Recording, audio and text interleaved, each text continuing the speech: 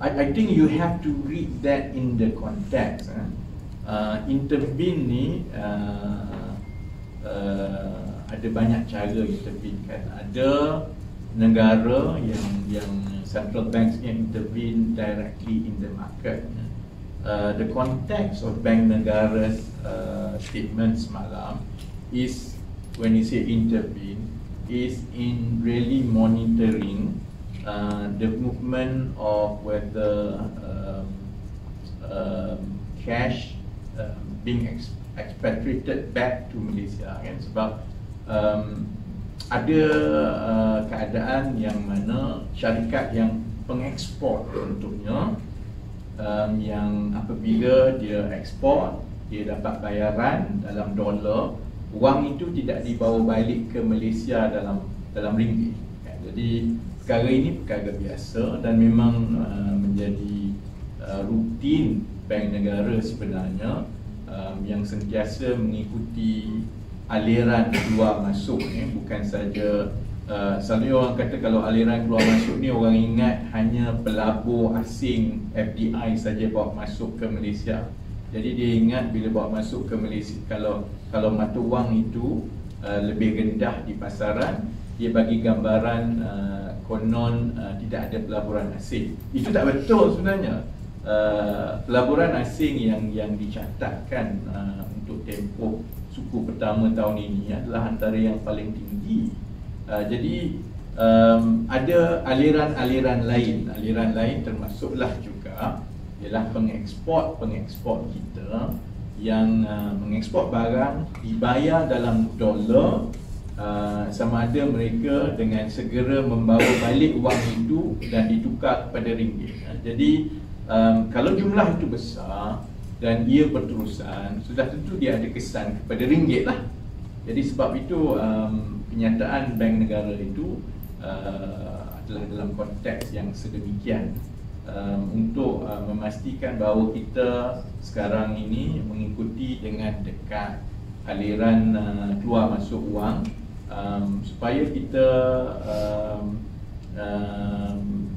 boleh membaca secara terperinci faktor-faktor selain daripada faktor global yang mempengaruhi kedudukan mata wang sekarang.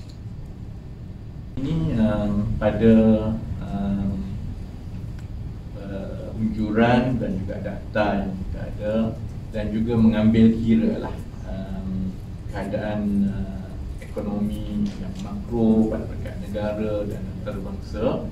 Saya yakin bahawa trend ini akan berterusan lah. Maksudnya harga itu telah stabil. Ramai yang akan yang mungkin ada yang akan kata yalah tapi harga masih lagi tinggi dan sebagainya. Saya nak bagi perspektif begini. Apa beza apabila contohnya kalaulah inflasi ini tidak turun daripada Disember bila kerajaan perpaduan mengambil alih. Katalah inflasi itu kekal pada tahap 4 ke 5%.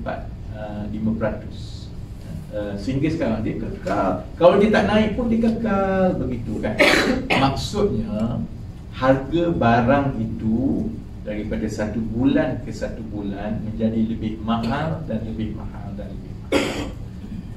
Berbeza dengan keadaan sekarang, apabila inflasi itu menurun, maksudnya kenaikan itu semakin mereda dan dia akan ada satu keadaan, saya berharap dalam bulan Ogos, September nanti, yang harga barang pada bulan Ogos atau September pada tahun ini adalah sama pada tahun yang lepas.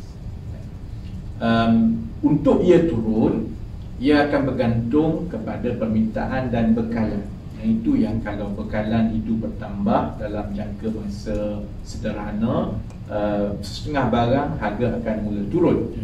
Tapi dia tidak naik dan berbeza dengan contohnya sebelum kami mengambil alih, dalam tempoh 6-7 bulan semasa pentadbiran Perikatan Nasional dahulu, inflasi naik daripada 2% dan dia naik mendadak sehingga menjadi 4.5%.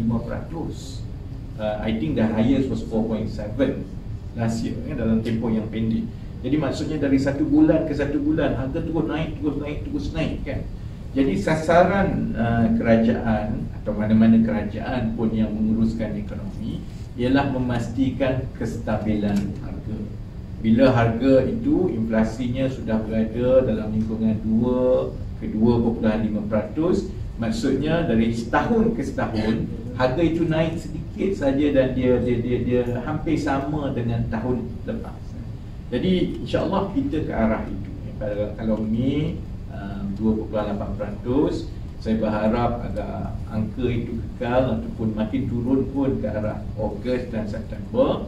Dan bila kita sudah sampai ke angka sekitar 2.5%, 2%, maksudnya harga dalam bulan Ogos dan September tahun ini sama dengan tahun lepas. Dan itu sebenarnya banyak membantu rakyat dari segi kos sara hidup, kerana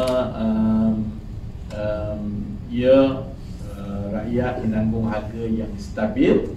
Dan sebab itu bila kita mula menumpukan kepada gaji progresif, dan kalau kita berjaya memastikan ada peningkatan gaji yang berkala untuk tempoh 5 ke 10 tahun yang akan datang, harga yang stabil tapi kenaikan gaji itu yang lebih berkala dan berlaku secara berterusan, itu akan memberi ruang yang lebih dari segi pendapatan boleh belanja kepada rakyat, dan akan menambahkan wang dalam poket.